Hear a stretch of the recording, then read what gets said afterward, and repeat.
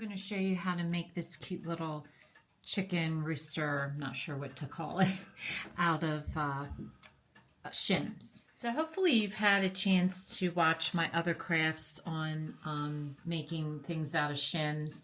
I made a snowman, I made a Christmas tree.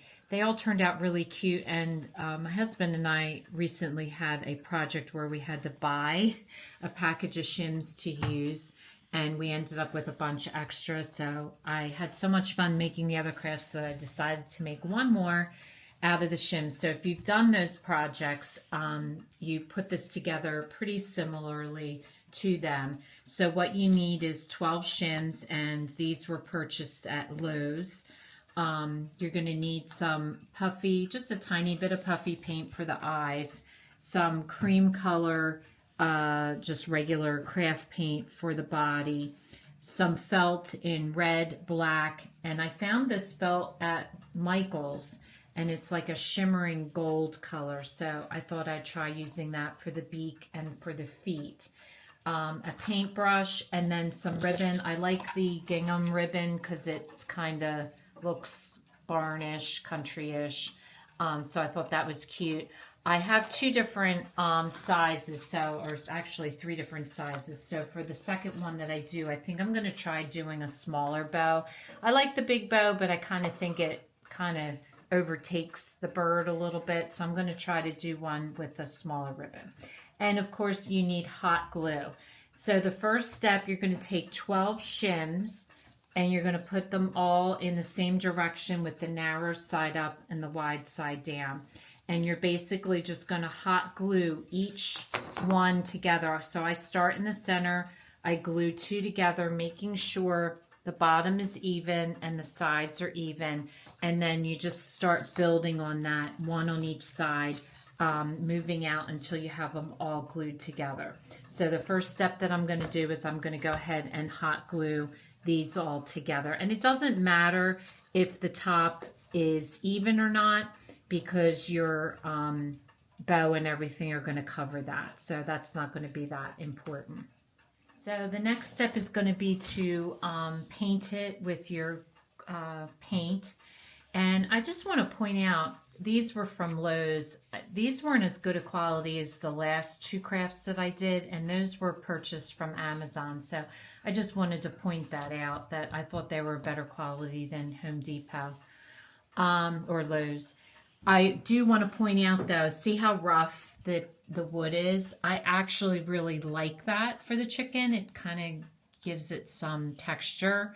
So I'm not worried that these are rough. I'm just going to paint right over it. And I only gave it 1 coat of paint.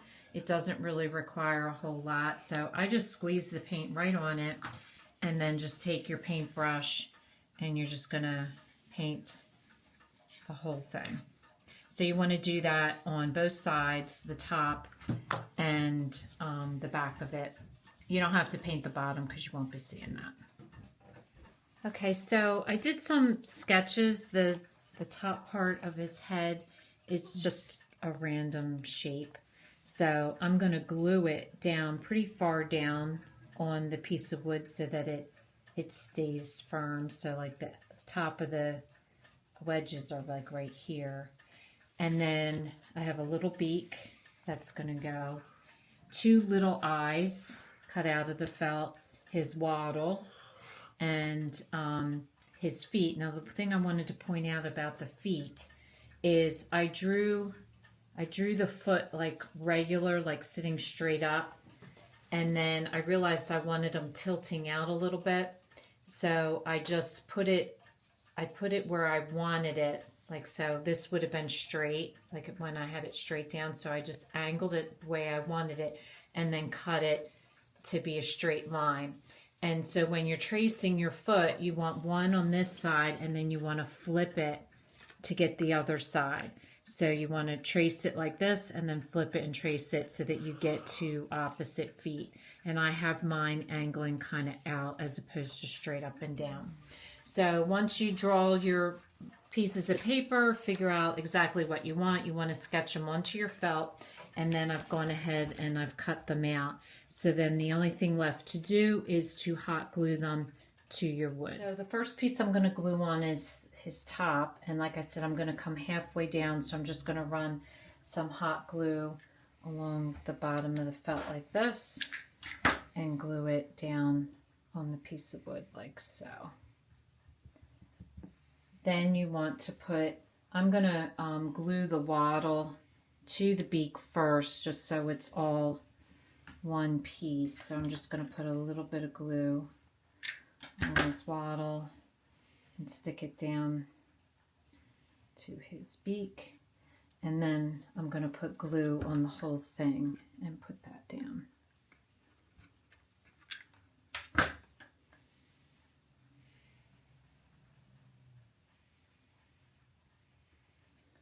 And then you can add his eyes, and the eyes I recommend putting the dab of glue down on the piece of wood and then just placing your eye on top like so.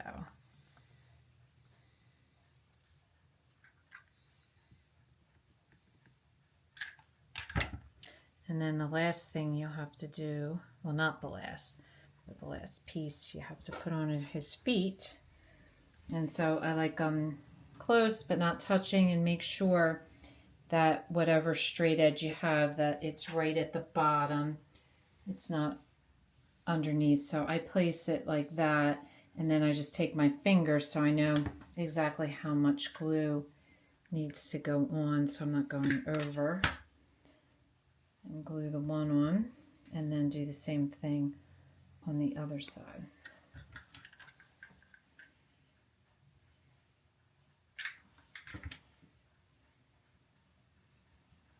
And your feet hang out on the sides, which is okay. The very last thing you need to do is glue your bow on. So I'm just going to glue it right on the back of the knot and glue it right at the end of the top there. To just give the eyes a little bit of detail, I have just a little bit of puffy paint, and I'm just going to put a little dot on each eye. So I'm going to place mine in my kitchen. I think it would make a cute addition to anyone's kitchen. So hopefully you enjoyed doing this today. If this is your first time watching, welcome, and please don't forget to subscribe. If you want to receive future notification of posts, hit the bell. And if you like this video, please give us a thumbs up. And question, let me know which you like better, the big bow or the little bow. I still cannot decide which one I like better. Anyway, thanks for watching, and we'll see you again soon.